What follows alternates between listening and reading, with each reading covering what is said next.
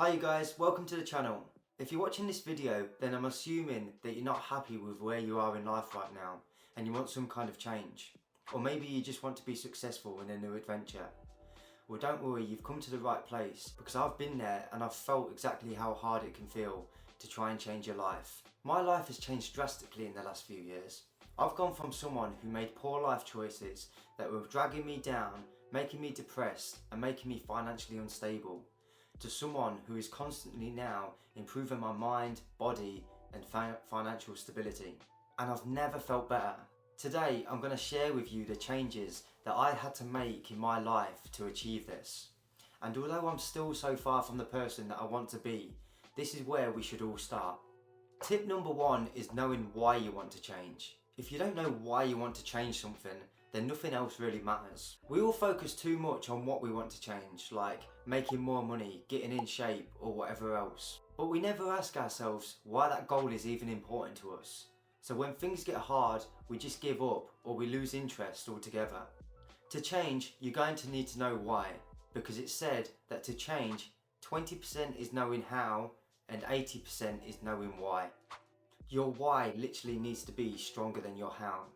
Have you ever noticed that some people achieve things so effortlessly, but then when you try the exact same thing, you go through too many difficulties and you give up? That's because no amount of willpower matches having a big enough why. Willpower might be enough to get you started, but eventually you're going to run into some difficult times. And this is the point where you're going to be asking yourself, why are you even doing this? And that's the thing that's going to help you get through this and persevere through the tough times. This is the most important part of change, so it shouldn't be overlooked. Do me a favour, if you're serious about changing something, write down what you want to change in your life and then write down why. Tip number two is focus on your daily habits. The habits that you do every day, both consciously and subconsciously, is what makes you the person that you are. So with that concept, if you choose and change the habits that you perform every day, you can essentially become whoever or whatever you want to be in your life. Think about the person that you want to become or someone that you look up to. What do you think that their daily habits are? For example, maybe you want to be a professional footballer. Do you think that that person has daily habits like waking up at 11 AM, eating junk food and only going out to practice once or twice a week? We can most likely assume that that isn't the case, and it's something more like waking up early, eating nutritiously rich meals and going out to practice every day or maybe even multiple times a day. Tap into the life of the person that you want to become and adopt these lifestyle habits into your own life, and then get rid of your bad ones. Your bad habits are dragging you back and stopping you from the change that you desperately need. Swap these bad habits for good habits and you'll see massive progress as long as you're consistent and actually stick to them. One way to make sure that you stick to these habits is by creating a habit tracker. This is going to be super useful and it will be much more likely that you're actually going to stick to them. Let's say for example that your goal is to get in shape and be better educated. Then your habit tracker might look something a little like this. So we have waking up at 5:30 AM, going to the gym, meal prepping the day before and reading before bed. With a habit tracker, you can tick or cross every day that you was able to stick to it. On the days that you weren't able to stick to it, then you can dive deeper and ask yourself why, or maybe see what needs to change. This is actually really useful and I have it hung up on my bedroom wall. Every day I look at this and tick it off to make sure that I'm performing my daily habits. The next tip is to surround yourself with the right people. This is actually one of the most important things that I learned, and it's going to have a huge impact on all the other things like your habits and the way that you actually live your life. For example, if your friends are the type of people that wake up at midday, are jobless and tend to go out drinking a lot, then you might find yourself falling into the habit of waking up later, calling in sick at work so you can hang out with your friends, or maybe even having a couple of drinks every night. But instead, if the people around you are those that wake up early, work on improving themselves, their business and their finances, you're much more likely to follow the same habits and the same lifestyle. So ideally you want to find friends that have the same mindset and ambitions as you. because you can work together as a team and help motivate each other and build each other up. But of course, these should be people that actually hype you up and want the best for you. There's nothing worse than someone who is resentful and secretly hoping for your downfall. If this is the case, then you're actually better off alone, because these types of people are only going to drag you down and keep you further from succeeding in making any change. So be intentional and aware of the people that you're surrounded by, as this might just be what's stopping you from becoming the person that you desperately want to be.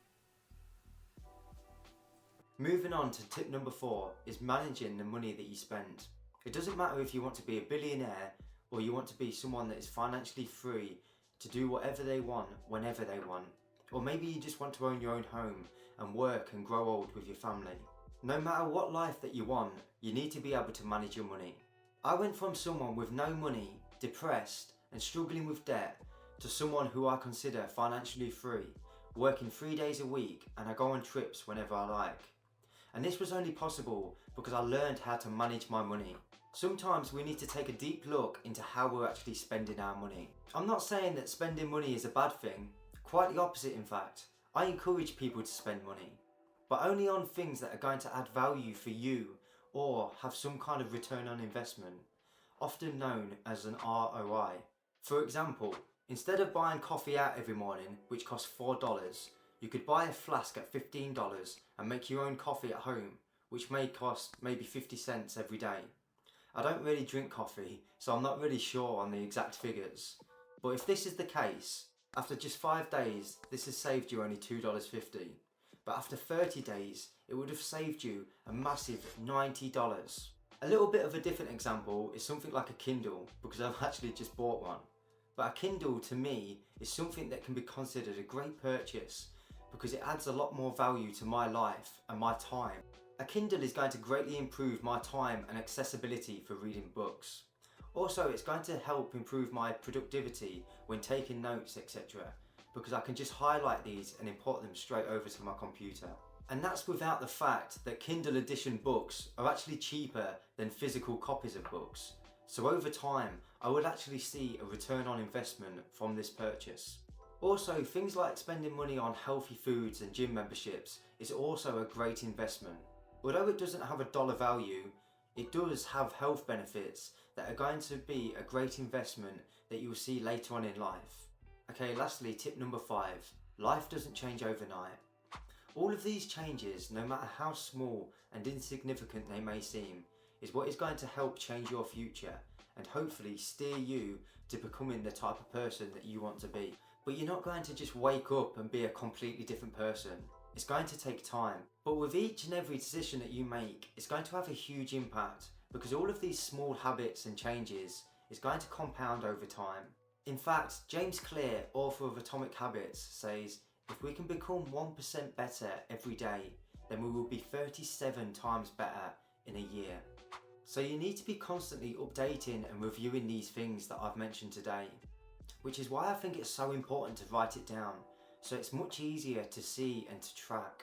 Because it's hard to change, but it's so easy to return to the way that things were. Don't be an example of this. Write it down. When you have a physical copy in front of you, you can see the data much more clearly. So write down all of the daily habits that you do, the good and the bad. Analyse these and adjust them. And write down all of your finances, how much you make and how much you spend. See what you might be overspending on, or what you could actually buy to save you money in the long run. If you'd like more advice on how you're spending your money, then I suggest watching this video.